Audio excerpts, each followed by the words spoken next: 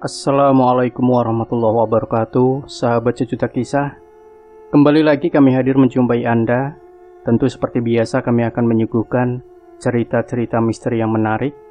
Dan untuk kesempatan kali ini kami akan berbagi sebuah kisah nyata misteri yang berjudul Lahirnya Sang Putra Naga. Nampaknya semua telah siap, ujar Warsito pelan berbicara pada dirinya sendiri. Dipandanginya seluruh ruangan gua itu. Sudah 2 hari dirinya sibuk keluar masuk gua yang ada di tengah hutan di kaki gunung yang terkenal angker seantero Pulau Jawa ini. Di hadapannya tersusun dengan rapi 3 buah tampah besar berisi bunga saji yang menebar bau harum ke seluruh gua yang pengap itu. Di samping tampah ada tungku kecil terbuat dari tanah yang biasa dipakai untuk membakar dupa. Di tengah-tengah gua tergelar tikar yang dilapisi kain berwarna hijau tua. Di sudut gua nampak sebuah wadah besar yang di atasnya tergeletak kepala kerbau berukuran lumayan besar. Nanti malam, saat yang sudah lama aku nanti-nantikan, usahaku selama ini harus berhasil. Warsito tersenyum tipis sambil sekali lagi memandangi semua yang ada di hadapannya. Warsito bergegas keluar melalui lorong gua yang lumayan panjang. Sepintas nampaknya gua dan lorong sempit itu seperti tempat-tempat yang biasa menjadi sarang ular. Di luar gua, dirinya memperhatikan sekelilingnya yang penuh dengan pohon-pohon besar dan semak belukar. Dia ingin memastikan tak ada yang melihat dirinya keluar dari gua yang sebenarnya letaknya pun sudah lumayan tersembunyi itu. Hari sudah menjelang sore, Warsito tampak bergegas menyusuri hutan melalui rute yang sepertinya sudah biasa dilaluinya selama ini. Sebentar saja Warsito, lelaki bertubuh kekar dan berkumis tebal itu sudah keluar dari hutan. Lalu dia menyusuri jalan setapak yang akhirnya membawanya sampai di depan sebuah rumah yang seluruh dindingnya terbuat dari kayu, namun terlihat kokoh dan terawat. Itu adalah rumah adiknya, Rukmini. Letaknya memang tak jauh dari hutan. Sudah 2 hari dia dan istrinya menginap. Di teras rumah, nampak Rukmini yang tengah berbincang-bincang dengan Laras. Wanita berwajah keibuan. Dia adalah istri Warsito yang langsung tersenyum melihat suaminya tiba. "Gimana mas? Mana hasil buruanmu? Kulihat kamu gak bawa apa-apa," tanya Laras pada suaminya. "Ah, nihil Ras. Dari kemarin berburu, satu pun tak membuahkan hasil. Entahlah, kelinci hutan kesukaanku nampaknya makin sulit kucari," jawab Warsito. Rupanya Warsito selama ini merahasiakan apa yang sebenarnya dia lakukan di dalam hutan selama ini dari istrinya dan juga adiknya sendiri. "Oh, ya sudah. Terus besok mau coba berburu lagi? Masih penasaran?" tanya Laras pada suaminya. "Enggak lah, mungkin lain kali saja. Nanti sehabis maghrib kita pulang saja," jawab Warsito. Warsito menjawab sambil memperhatikan reaksi istrinya. Dia takut istrinya curiga. Rukmini datang dari dapur sambil membawa segelas kopi hitam. "Nih, ngopi dulu mas toh, supaya capekmu hilang." Rukmini menaruh segelas kopi panas di meja di hadapan Warsito. Warsito selama ini dikenal sebagai jawara tanpa tanding, tak ada yang berani kepadanya.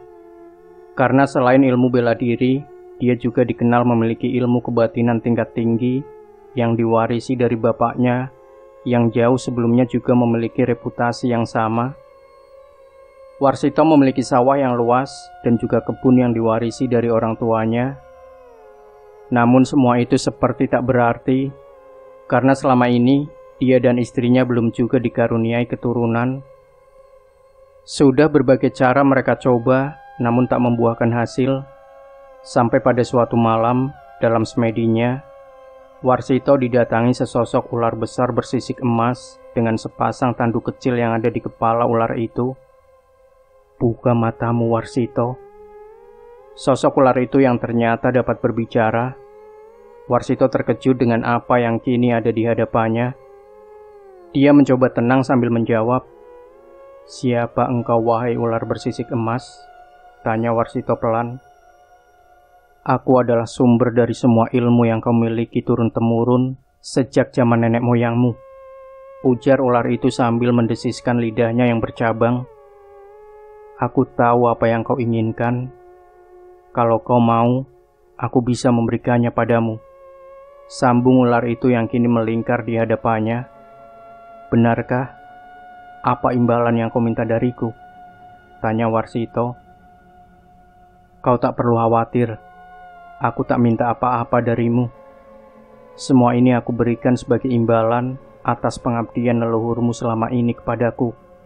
Engkau hanya tinggal mengikuti petunjuk yang aku minta," jawab ular besar itu. "Apa itu?" tanya Warsito penasaran. Lalu ular itu mengajukan syarat-syarat ritual yang harus dilakukan Warsito.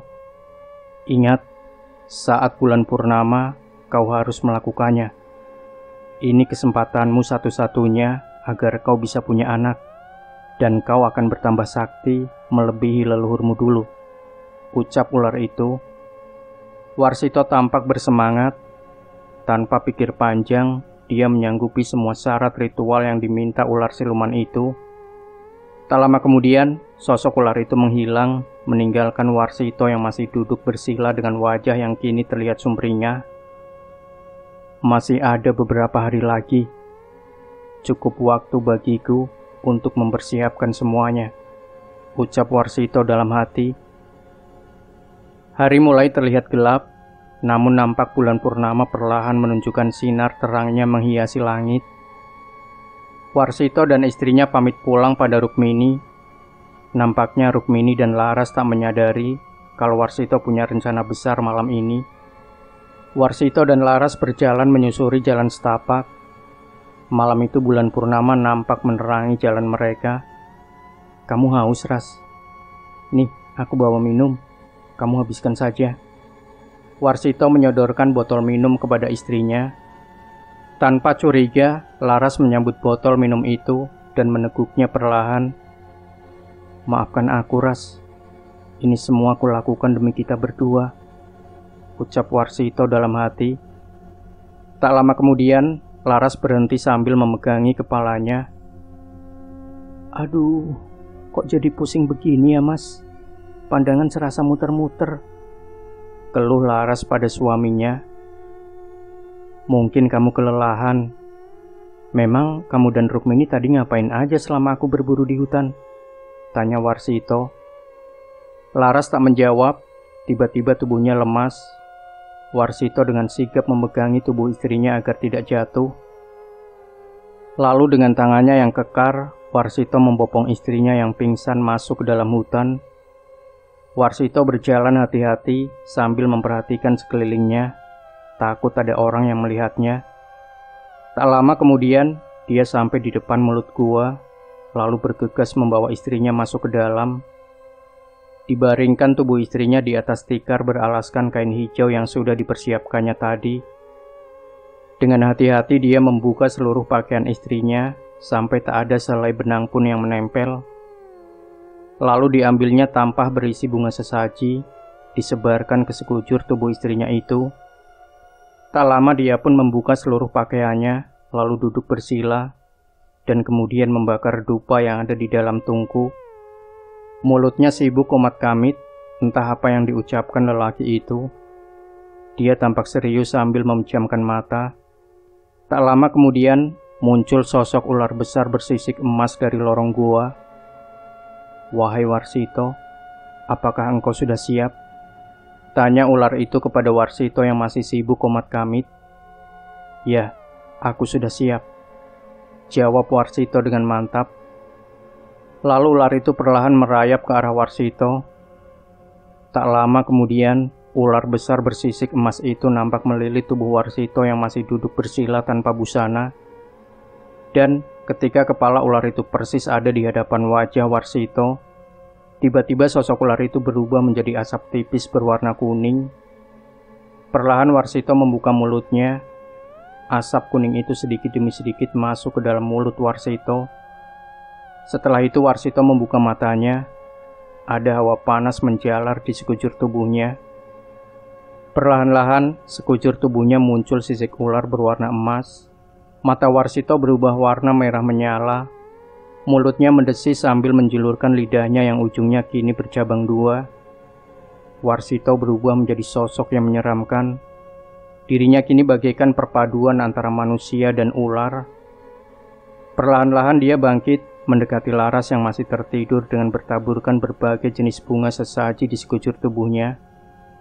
Warsito yang kini sudah dirasuki siluman ular itu, duduk persis di samping Laras yang masih tidak bergerak. Nafasnya terlihat turun naik. Lelaki itu memandangi tubuh Laras yang ada di hadapannya, sambil lidahnya terus menjulur-julur mengeluarkan suara berdesis. Lalu dia mendekatkan kepalanya ke tubuh Laras dengan perlahan, dijilati sekujur tubuh wanita itu dengan lidahnya dari atas kepala sampai kaki. Lalu Warsito berdiri mengangkangi Laras sambil memandangi wajah istrinya itu. Malam itu di dalam gua, Warsito melakukan persetubuhan dengan istrinya yang tetap diam tak bergerak. Setelah selesai melakukan hal itu, Warsito kembali duduk bersila di tempatnya semula. Mulutnya terbuka. Perlahan ada asap kuning yang keluar dari mulut dan hidungnya. Asap kuning itu berkumpul dan kemudian berubah menjadi sosok ular besar bersisik emas yang kini melingkar persis di hadapan Warsito. Sudah kulaksanakan semua syarat yang kau minta. Sekarang tinggal persembahanku yang terakhir. Silakan, sudah kusiapkan, ucap Warsito. Ular itu seperti paham apa yang dimaksud Warsito, lalu perlahan merayap menuju sebuah wadah besar, yang di atasnya tersaji sebuah kepala kerbau yang berukuran besar. Tanpa menunggu lama, ular itu membuka mulutnya lebar-lebar. Dengan cepat kepala kerbau itu masuk habis ke dalam mulut sang ular, lalu berpindah ke bagian perut ular itu yang kini nampak membesar. Bagus Warsito, kuterima semua persembahanmu. Ritual ini selesai sampai di sini. Kau boleh pulang, ucap ular itu, lalu pergi meninggalkan gua. Warsito nampak tersenyum puas, lalu bergegas memakai pakaiannya kembali. Tak lupa juga dia memakaikan kembali pakaian Laras yang sepanjang ritual hanya diam seperti tertidur. Setelah beres semua, lalu dibopongnya tubuh istrinya keluar gua. Sampai di luar, dia kembali memandang sekeliling, memastikan tak ada orang yang melihat dia keluar dari situ. Dia membopong istrinya kembali ke rumah dengan hati yang bahagia karena usahanya berhasil dengan baik. Waktu berlalu, berita kehamilan Laras dengan cepat menyebar ke seluruh penjuru desa. Karena semua penduduk sekitar sana tahu kalau pasangan Warsito dan Laras telah lama menikah, tapi belum juga memiliki keturunan. Siang itu Warsito duduk di teras rumahnya, didampingi istrinya yang sedari tadi duduk sambil terus mengelus-elus perutnya yang kini makin membesar. Wajah keduanya tampak sangat bahagia. Akhirnya, keinginan mereka selama ini akan segera terkabul. Mas, semalam aku bermimpi buruk lagi. Mimpi yang sama seperti yang sudah-sudah. Aku jadi khawatir, Mas, ucap Laras memulai pembicaraan. Ya, sejak mengandung, hampir setiap malam Laras bermimpi didatangi sesosok ular besar bersisik emas yang selalu datang dan menjilati perutnya. Itu kan cuma sekedar mimpi. Tak usah kau pikirkan. Lagi pula ada aku yang akan selalu melindungimu dan calon anak kita ini, ucap Warsito menenangkan istrinya. Iya mas, tapi kok ya mimpi yang sama selalu berulang-ulang, hampir tiap malam. Aku kan jadi kepikiran, jawab Laras. Sudahlah, lebih baik kau curahkan pikiranmu untuk calon anak kita yang sebentar lagi akan lahir ini, ucap Warsito sambil mendekat dan ikut mengusap-usap perut istrinya itu. Laras hanya bisa menghela nafas, seolah ingin membuang beban pikirannya selama ini. Beberapa minggu kemudian, terdengar suara jerit tangisan bayi dari dalam kamar. Warsito langsung saja lari mendekat ke kamar. Akhirnya, Warsito tersenyum. Malam itu, anak yang telah lama didambakannya telah lahir. Langsung saja dia masuk ke dalam kamar. Dilihatnya sang istri di tempat tidur sambil menggendong seorang bayi laki-laki. "Mas, anak kita mas, dia laki-laki, gagah sekali seperti kamu," ucap Laras yang terlihat kelelahan. Lalu Warsito mencoba menggendong anaknya itu. "Wahai anakku, ini bapakmu, Warsito Rekso Trenggono. Kunamakan engkau Yuda Sanggabuana. Semoga kelak engkau menjadi lelaki tangguh seperti aku dan para leluhurmu," ucap Warsito dengan lantang, diiringi tangis sang bayi yang memecah suasana malam itu. Tanpa disadari, Warsito dan istrinya semenjak tadi selama proses kelahiran anak mereka, ratusan ular berbagai jenis dan bentuk hadir mengelilingi rumah itu, seolah-olah mereka sedang menantikan sesuatu. Setelah terdengar tangisan bayi dari dalam rumah, seluruh ular-ular itu mendesis dengan keras, membuat suasana sekitarnya terasa sangat menakutkan. Tepat 2 bulan semenjak kelahiran anak Warsito, suasana malam itu terasa sangat sunyi. Warsito dan istrinya sedang berbincang di ruang tamu. Segelas kopi hitam ada di meja di hadapan Warsito. "Bagaimana ini mas? Sudah 2 malam Yuda badannya panas, tak turun-turun. Seharian dia rewel, tak henti menangis. Aku jadi khawatir," ucap Laras pada suaminya. "Sekarang bagaimana keadaannya?" jawab Warsito tenang, sambil tangannya meraih gelas kopi dan meminumnya perlahan. "Sekarang Yuda tidur di kamar. Tampaknya dia kelelahan, seharian nangis terus," jawab Laras. Saat Warsito akan meletakkan gelas kembali ke atas meja, tiba-tiba gerakannya terhenti. Dirinya merasakan sesuatu yang aneh di sekitarnya, dan tak lama kemudian tercium bau amis yang sangat menyengat. Lalu tiba-tiba terdengar tangisan bayi di dalam kamar, suaranya keras sekali. "Yuda mas," teriak Laras pada suaminya. Mereka berdua bergegas menuju kamar di mana Yuda ada di dalamnya. "Ya Allah, Yuda!" Laras menjerit. Warsito dan istrinya terkejut dengan apa yang mereka lihat saat ini. Yuda menangis dengan keras. Tubuh anak itu kini penuh ditumbuhi sisik ular berwarna keemasan. Persis di samping anak itu, melingkar sosok ular kecil yang juga memiliki sisik berwarna emas. Mendesis-desis menjulurkan lidahnya. Naga Kanaka. Mau apa dia datang ke sini?" ucap Warsito dalam hati. "Mundur Ras, biar aku yang atasi semua ini," teriak Warsito sambil tangannya menahan gerakan Laras yang sudah mau bergerak maju.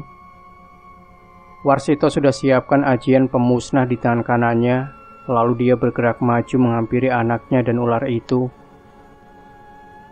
Tapi, baru selangkah Warsito maju, tiba-tiba saja ular itu menghilang dari hadapannya. Kejadiannya cepat sekali. Sekejap mata, ular itu hilang tanpa bekas. Lalu Warsito bergegas mendekati anaknya yang masih terus menangis. Perlahan mulut Warsito komat-kamit membacakan sesuatu. Lalu kedua tangannya mengusap sekujur tubuh anaknya dengan perlahan. Tak lama kemudian, anak itu tangisnya berhenti. Sisik-sisik emas juga perlahan menghilang dari sekujur tubuhnya. Setelah semua kembali tenang, mata Warsito tertuju pada sesuatu. Ada 2 buah titik bekas gigitan ular, persis berada di bawah pusar anaknya itu. Aku tahu maksud kedatanganmu, Naga Kanaka. Takkan kubiarkan engkau merebut anakku dariku," Warsito bergumam pelan. Laras tiba-tiba maju dan langsung memeluk anaknya erat-erat. Kejadian malam itu tak akan pernah bisa mereka lupakan seumur hidup. 20 tahun kemudian, "Yuda anakku, sudah cukup nak. Tapamu telah sempurna. Bangunlah," ucap pria tua itu pada pemuda yang duduk semedi di hadapannya. Pemuda itu membuka matanya, lalu perlahan bangkit dari duduknya. Yuda telah tumbuh menjadi seorang pemuda yang gagah dan berbadan kekar. Lalu dia menunduk memberi hormat pada pria di hadapannya.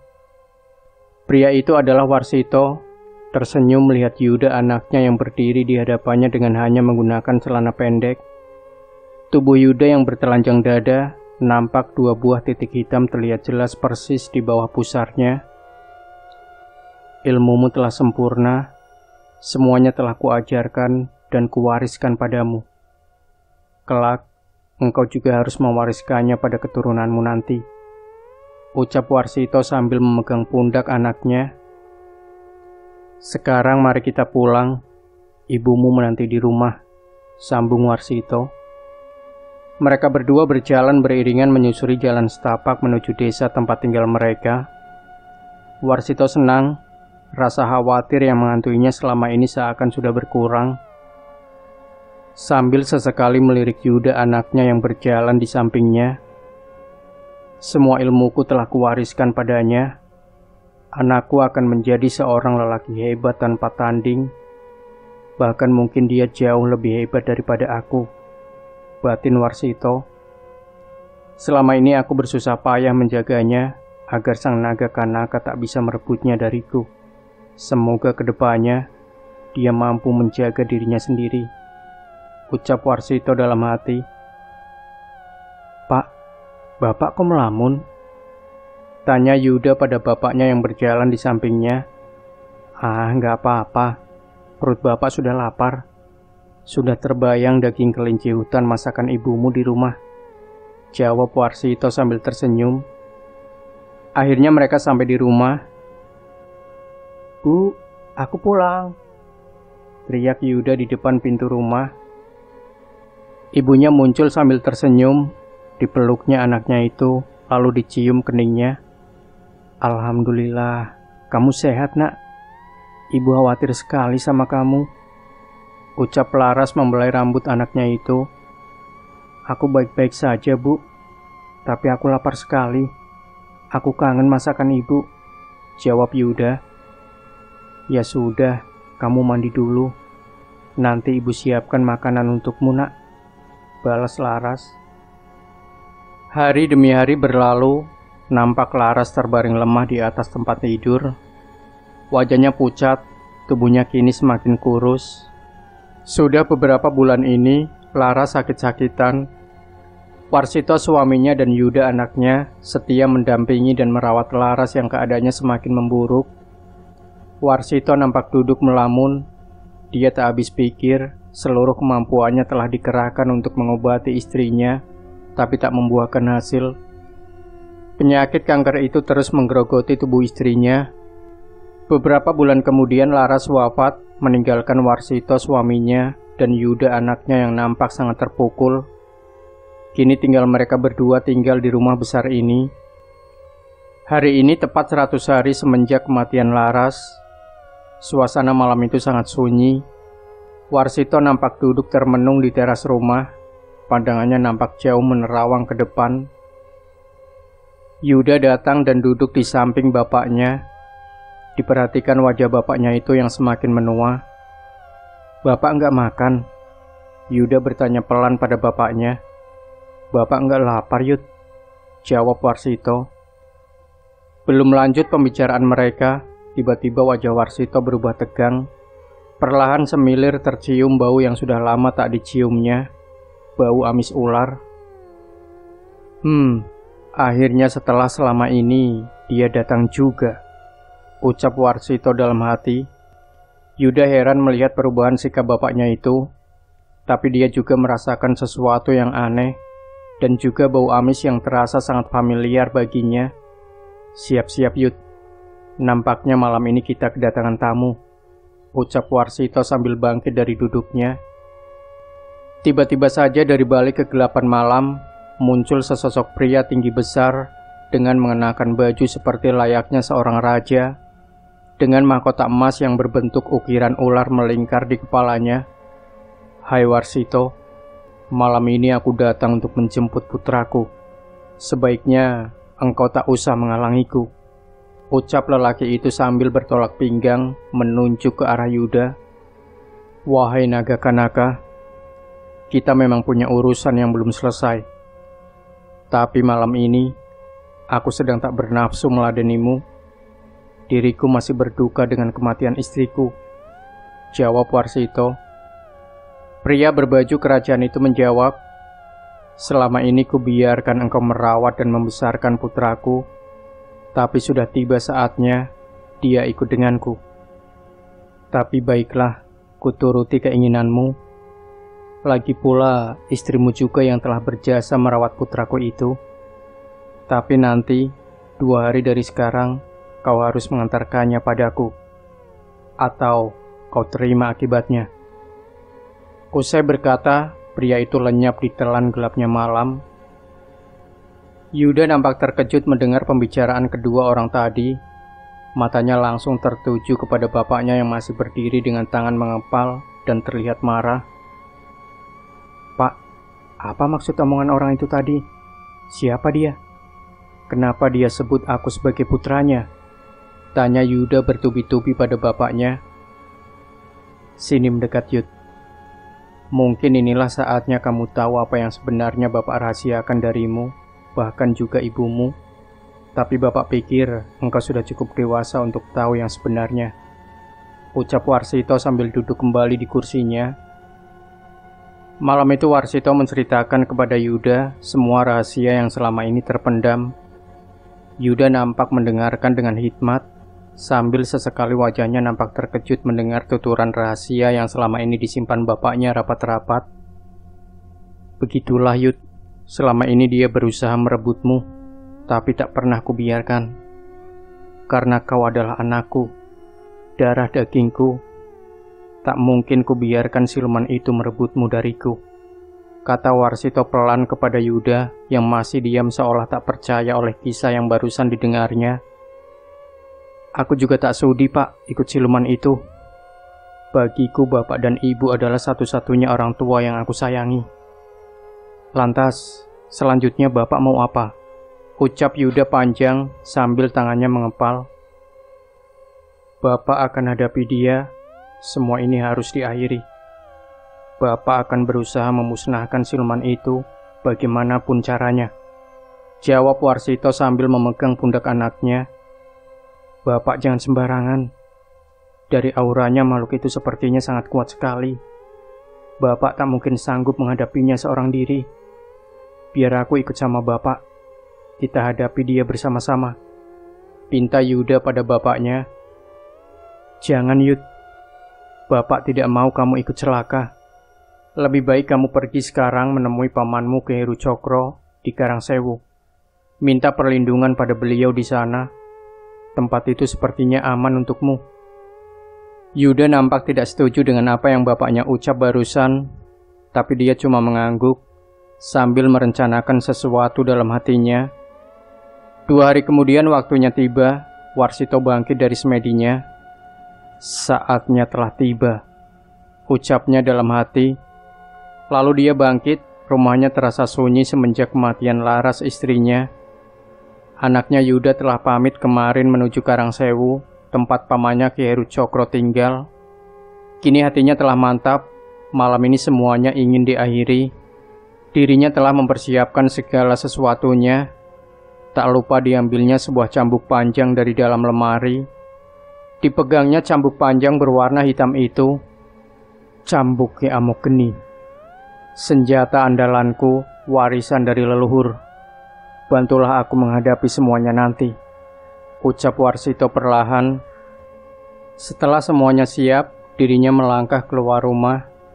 Dipandanginya rumah besar warisan orang tuanya itu. Selamat tinggal semuanya.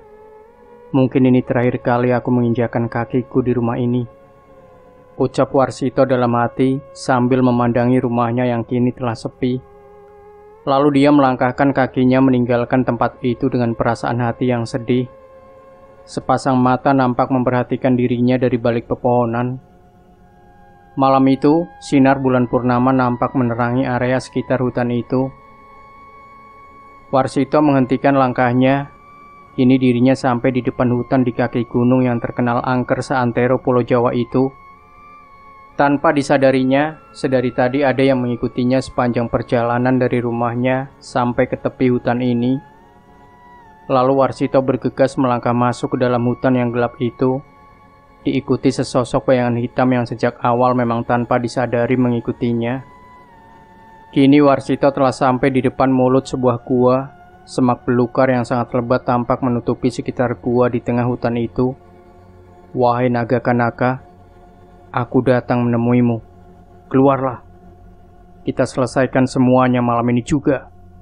Teriak Warsito memecah kesunyian malam. Tak lama kemudian, secara tiba-tiba muncul sesosok ular yang sangat besar dari dalam gua. Tubuh ular itu dipenuhi sisik berwarna keemasan, matanya merah menyala. Ada sepasang tanduk kecil yang menghiasi kepala ular itu, menambah kesan seram pada sosoknya yang kini ada di hadapan Warsito. Akhirnya kau datang juga, Warsito. Sebaiknya cepat kau serahkan anak itu, lalu kau pergi dari sini sebelum aku berubah pikiran. Ucap ular besar itu menjawab tantangan Warsito. Hahaha.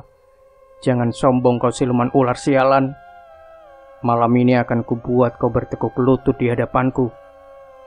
Jawab Warsito sambil tolak pinggang di hadapan ular itu. Jangan sesumbar kau, Warsito. Aku tak mau mengotori diriku melawan manusia lemah sepertimu. Kau hadapi dulu rakyatku yang siap menghabisimu. Selesai berkata, ular itu mendesiskan lidahnya menimbulkan suara desis yang cukup keras. Tak lama kemudian, muncul ratusan ular berbagai jenis dan ukuran keluar dari balik semak dan pepohonan di tengah gelapnya hutan itu. Dalam waktu singkat, Warsito sudah dikelilingi ular-ular yang tak terhitung jumlahnya siap menyerang. Warsito telah siap. Di kedua tangannya telah berisi ajian ilmu pemusnah. Tanpa menunggu, langsung dia memukulkan kedua tangannya membabi buta ke seluruh ular di sekelilingnya itu. Ular-ular itu berhamburan sambil mendesis keras, menimbulkan suara gaduh. Beberapa di antaranya langsung hangus terbakar, terkena pukulan Warsito yang menyerang kesetanan. Tapi bukannya makin menyusut. Jumlah ular-ular itu kian lama bertambah banyak, karena tak henti-hentinya ular-ular yang lain berdatangan ke tempat itu. Setelah beberapa saat, Warsito mulai kehabisan tenaga. Beberapa ular berbisa berhasil mematuk kakinya, membuat tubuhnya makin lemah karena racun ular yang masuk dalam darahnya. Akhirnya Warsito melompat menjauh dari ular-ular yang melilinginya itu. Sekujur tubuhnya panas dingin akibat racun-racun ular yang beberapa kali berhasil menggigitnya. Lalu tangannya masuk ke balik baju. Dikeluarkannya sebuah cambuk panjang berwarna hitam. Diayun-ayunkan cambuk panjang itu menimbulkan bunyi seperti letusan-letusan dan mengeluarkan percikan api. Ayo maju kalian semua ular-ular jahanam. Aku basmi kalian semua sekaligus. Teriak Warsito sambil memutar-mutar cambuk itu di atas kepalanya, mengeluarkan deru suara yang menggema ke seluruh hutan itu. Warsito melompat ke arah ular-ular yang ada di hadapannya. Cambuknya kini telah mengeluarkan kobaran api yang sangat panas. Dia bagaikan sedang menggenggam halilintar di tangannya. Dia menyabetkan cambuk Ki Amok Geni itu ke seluruh ular yang ada di depannya. Kilatan kobaran api menerangi hutan yang tadinya sangat gelap itu. Dengan beberapa kali sabetan saja, hampir setengah dari jumlah ular-ular itu hangus, lalu menjadi abu. Sebentar saja ular-ular yang tadinya tak terhitung jumlahnya itu habis tersapu, hangus terbakar jadi abu, terkena amukan sabetan cambuk Amok Geni yang dahsyat itu. Hai siluman ular sialan, sekarang giliranmu. Teriak Warsito sambil melompat ke arah naga kanaka yang juga siap menyerang sambil mendesis kencang. Benturan sabetan cambuk api ke tubuh naga kanaka menimbulkan percikan api dan bunyi dentingan seperti logam yang berbenturan. Trang!